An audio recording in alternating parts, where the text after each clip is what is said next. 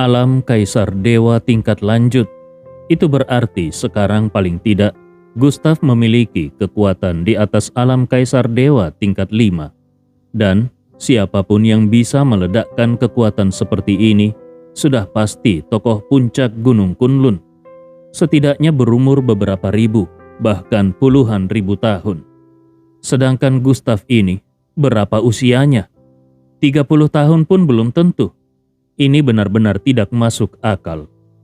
Sementara itu, kepala sekte Kunlun tampak muram. Dia menatap Gustav dalam diam cukup lama, lalu perlahan berkata, "Di belakang kita ada dukungan klan darah roh. Mungkin di belakang Gustav juga ada dewa dari luar domain." Tapi dia belum berani melanjutkan kalimatnya.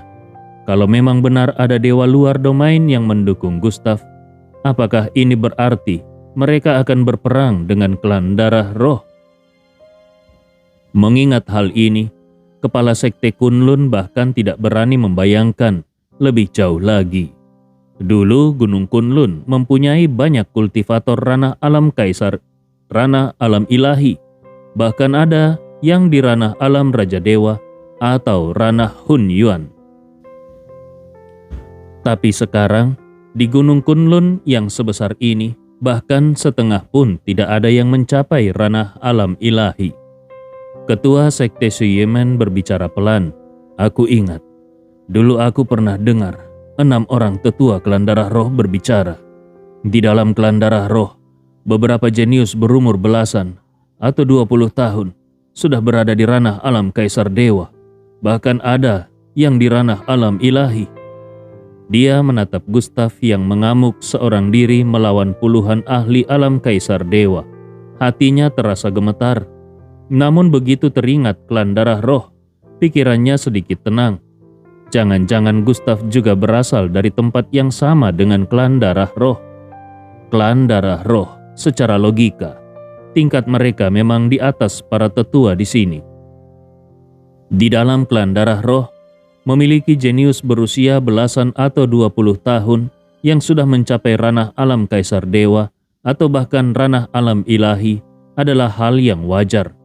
Kalau begitu, keberadaan Gustav yang baru berusia 20-an dan mampu meledakkan aura setara ahli ranah alam Kaisar Dewa tingkat lanjut, kelihatannya memang bisa dimengerti.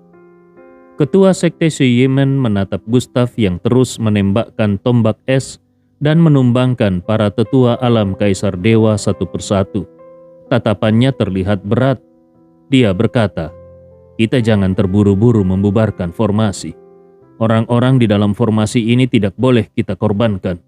Meskipun Gustav bisa meledakkan kekuatan setara alam Kaisar Dewa tingkat puncak, tapi apakah dia benar-benar bisa memusnahkan mereka semua, para tetua yang ada di luar? Kondisi yang paling buruk. Sambil berjaga-jaga pada Han Yun, kita juga akan membawa para jenius ini pergi." Bagaimanapun juga, para jenius ini harus dibawa pergi. Mereka adalah bibit unggul yang dirawat dengan susah payah oleh sekte masing-masing. Selain itu, mereka memang dipersembahkan untuk para petinggi klan darah roh. Kalau sampai Gustav atau Han Yun berhasil merebut mereka, maka para tetua alam Kaisar Dewa yang gugur di tangan Gustav sebelumnya benar-benar mati sia-sia.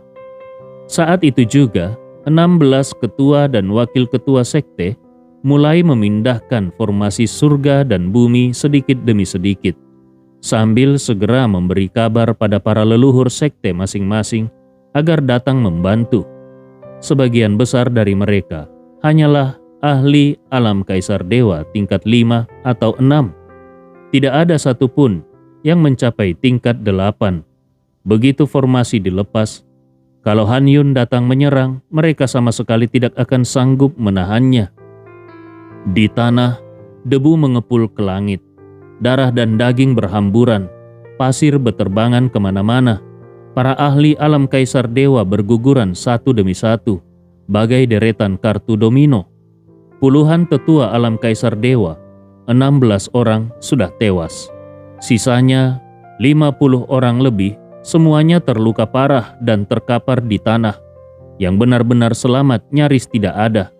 Gustav berdiri tegak di pusat medan tempur. Rambut hitamnya berkibar.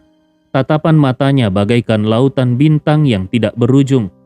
Aura darah yang mengalir deras seolah menjelma menjadi sungai merah yang mengalir di belakang punggungnya, lalu berubah menjadi niat membunuh dan aura pedang yang menembus langit, serta mengguncang 8 penjuru. Di tangan kirinya ada pedang bintang, dan di tangan kanannya ada tombak pembunuh 9 neraka. 1 pedang, 1 tombak, kekuatan yang tiada tandingannya. 1 pedang menumbangkan 1 orang, 1 tombak menumbangkan 1 orang. Para tetua alam kaisar dewa yang dulu begitu kuat, dengan fondasi ratusan bahkan ribuan tahun. Pemahaman Dao mendalam, pengalaman tempur tidak terhitung, dan reaksi yang nyaris sempurna. Kekuatan mereka sungguh luar biasa. Namun meski begitu, di tangan Gustav, mereka tidak ubahnya murid-murid Dao biasa. Mereka benar-benar tidak mampu melawan. Gustav Ye, jenius muda nomor 1 Gunung Kunlun. Tidak lama lagi, dia akan menjadi orang terkuat di seluruh Gunung Kunlun. Gustav berseru, "Xiao Huang, naga darah, lumpuhkan saja mereka. Tidak perlu membunuh semuanya." Gustav melesat. Di sekujur tubuhnya mengalir kilatan petir dan cahaya reinkarnasi. Dalam sekejap, dia menghantam 2 tetua alam kaisar dewa tingkat 4 dari sekte Suyemen. 2 suara ledakan bergema, petir yang membawa niat membunuh langsung menembus ke-4 anggota tubuh lawan. Kedua tetua alam kaisar dewa itu terhempas ke tanah. Ke-4 anggota tubuh mereka berlubang. Meskipun suatu hari bisa pulih, untuk saat ini mereka benar-benar tidak punya kemampuan bertarung lagi. Xiao Huang berkata, "Baik, siap, tidak masalah. Tapi kenapa kau berubah pikiran? Biasanya kau selalu memilih membunuh." Xiao Huang mengayunkan cakarnya. Segumpal api ganas melesat bagai laut api. Tekanan dahsyatnya mengguncang langit 9 lapis. Api itu terbang menembus langit, lalu jatuh bagai meteor dan langsung melumpuhkan 2 tetua alam kaisar dewa tingkat 5, membuat mereka tidak lagi mampu bertarung. Xiao Huang menatap Gustav lalu berkata, "Sekarang kenapa kau malah berubah menjadi lebih memilih menaklukkan mereka?" Gustav menjawab tegas, "Tentu saja aku ingin membantai habis mereka semua. Tapi musuh kita yang sebenarnya adalah klan darah roh. Para orang tua ini mempunyai pengalaman tempur yang luar biasa. Selama bisa ditaklukkan, harus kita taklukkan. Nanti saat melawan klan darah roh, mereka akan berguna." Gustav melesat, menghindari sebuah serangan pedang. Kemudian dia melompat di udara dan menghindar lagi dari bayangan harimau putih yang menerjang. Lalu sambil bergerak, dia menghantam tinju Vajra 10.000 Buddha.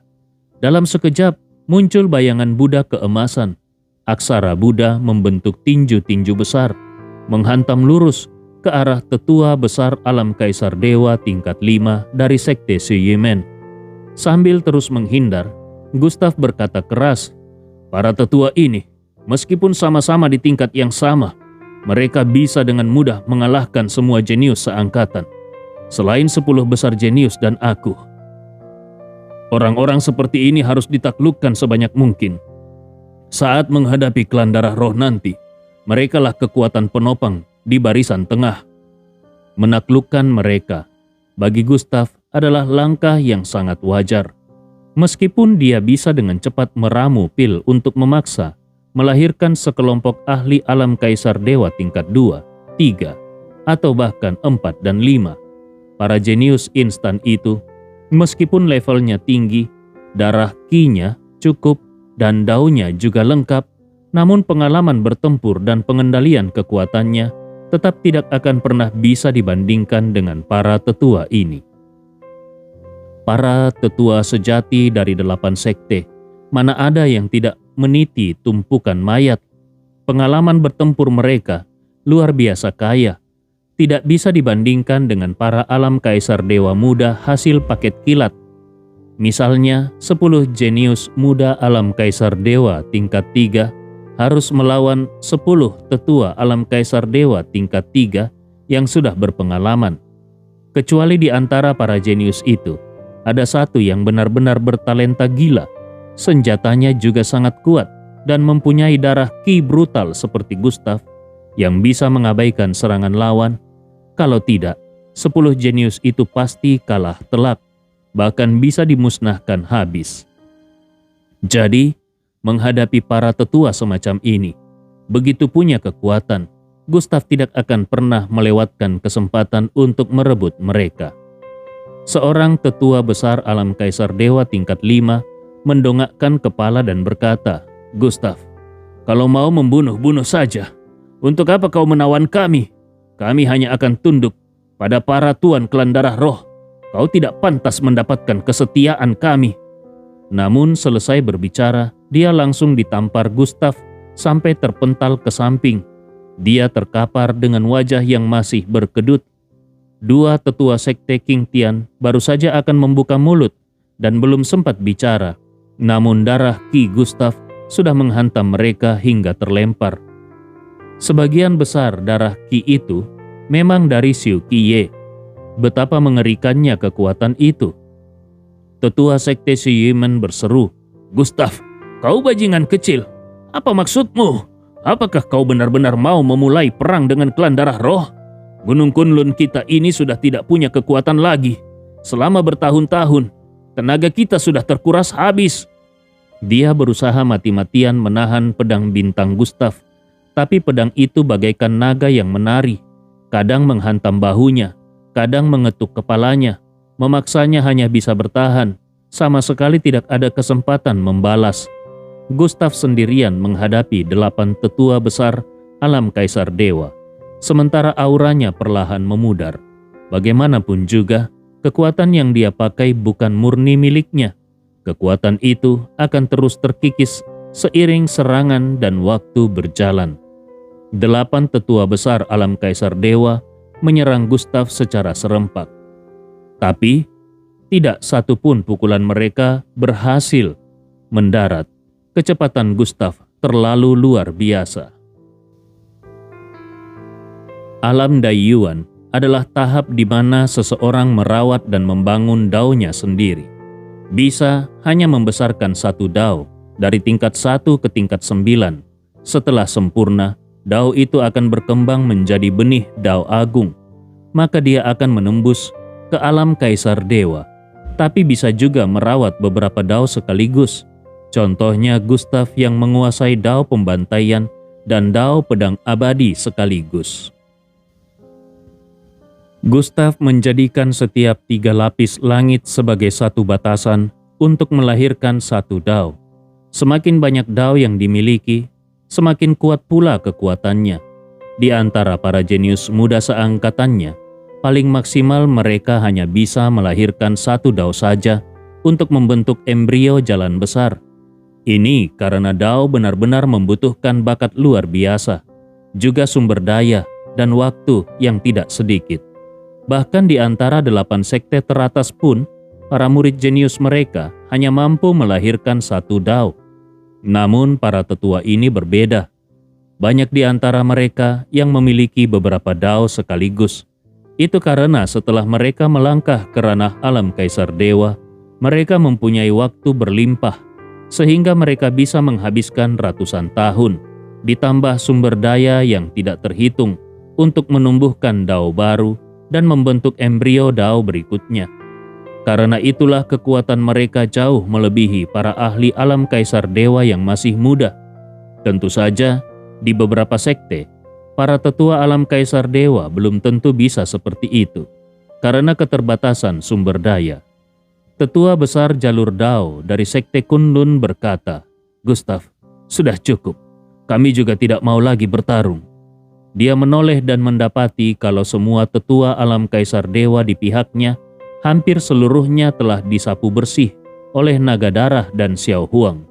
Yang tersisa hanya 8 tetua besar jalur dao, serta 2 tetua besar jalur sejati di ranah alam kaisar dewa lapis 5. yang kini sedang dikepung naga darah dan Xiao Huang. Dilihat dari kondisinya, mereka pun tidak akan mampu bertahan lebih lama lagi. Kalau pertempuran ini terus berlanjut, hari ini benar-benar akan berakhir bencana bagi mereka. Puluhan orang di ranah alam Kaisar Dewa, bukan puluhan, melainkan totalnya ada 80 tetua alam Kaisar Dewa. Mereka beramai-ramai mengepung satu orang, seekor naga dan seekor binatang buas. Namun bukan hanya gagal menangkap, keadaan malah justru berbalik. Sebagian besar mereka tertangkap atau tewas. Kalau ini terjadi di waktu biasa dan kabarnya tersebar keluar, seluruh Gunung Kunlun pasti gempar. Gustav sudah bukan lagi jenius muda yang dulu bisa seenaknya saja diburu dan dibunuh. Sekarang Gustav benar-benar sudah menjadi raksasa yang cukup kuat untuk menjaga satu wilayah sendirian. Sialnya, raksasa ini justru menjadi lawan mereka. Semua ini membuat mereka panik. Nama tetua besar jalur Dao Sekte Kunlun itu adalah Kun Tian. Karena lengah, Kun Tian dihajar Gustav hingga terlempar, lalu dia jatuh ke tanah tanpa bisa bergerak. Gustav pun segera keluar dari lingkaran pertempuran. Dia menyimpan pedang bintang, lalu membentuk segel pedang dengan tangan kirinya. Aura pedang yang luar biasa dahsyat mengalir dari tubuhnya, melewati lengan, lalu memusat di telapak tangannya, memancarkan cahaya biru yang menyilaukan. Berlapis-lapis segel pedang dan dao pedang yang rumit dengan cepat terbentuk. Segel pedang itu hanya berukuran sekitar 1 inci, dengan pedang kecil berwarna biru di tengahnya. Di sekelilingnya berputar cahaya biru yang membentuk pusaran partikel biru. Kalau dilihat lebih dekat, tampak seperti planet-planet kecil yang mengelilingi bintang. Partikel-partikel biru yang tidak terhitung jumlahnya itu berputar di sekeliling pedang biru kecil, lalu memancarkan aura mengerikan yang membuat jiwa Kun Tian bergetar. Gustav berseru pelan, "Segel pedang jiwa, segel dia!" Segera, segel pedang biru itu melesat ke kepala Kun Tian, langsung menuju ke dalam jiwa. Lalu Gustav berbalik. Dia menggenggam tombak pembunuh 9 neraka dan menusuk ke depan. Tombaknya membelah angin bagaikan meteor berapi yang melesat di langit malam, memancarkan cahaya menyilaukan.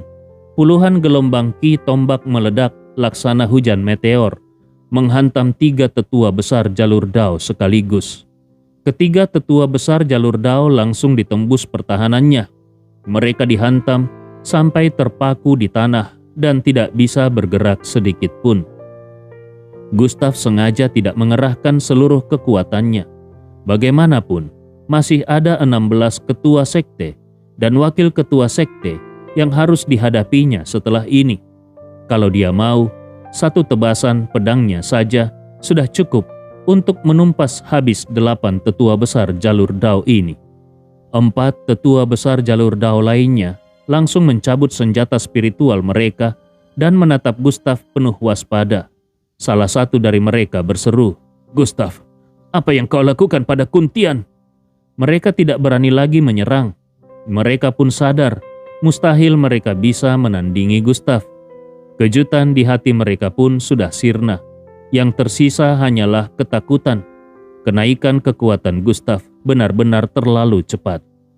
Gustav menatap mereka dan berkata, "Kalian, sebagai tetua dari 8 sekte Gunung Kunlun, bukannya berjuang demi Gunung Kunlun, namun kalian malah ingin menangkap orang Gunung Kunlun sendiri dan menyerahkannya ke klan darah roh. Pantaskah kalian hidup dengan status kalian sekarang? Pantaskah kalian berdiri di hadapan orang tua, saudara, sanak keluarga dan sahabat kalian? Kalau kalian disebut binatang, itu masih terlalu sopan." Gustav menggenggam pedangnya. Dia menatap ke arah keempat tetua itu. Dia sudah merasakan segel pedang jiwa perlahan-lahan menembus masuk ke dalam jiwa Kun Tian. Sebentar lagi Kun Tian akan sepenuhnya tersegel. Dia menatap orang-orang di hadapannya, lalu berkata dengan tegas, "Kalau kalian masih merasa diri kalian manusia, maka ikutlah denganku. Kita bersama-sama melawan klan darah roh." Salah satu dari 4 tetua besar jalur Dao segera membalas dengan nada putus asa. Bicara memang gampang. Tahukah kau betapa mengerikannya kekuatan para ahli kelan darah roh? Bagi mereka, ahli tingkat alam Kaisar Dewa itu hanya yang paling lemah. Dengan apa kita bisa melawan mereka?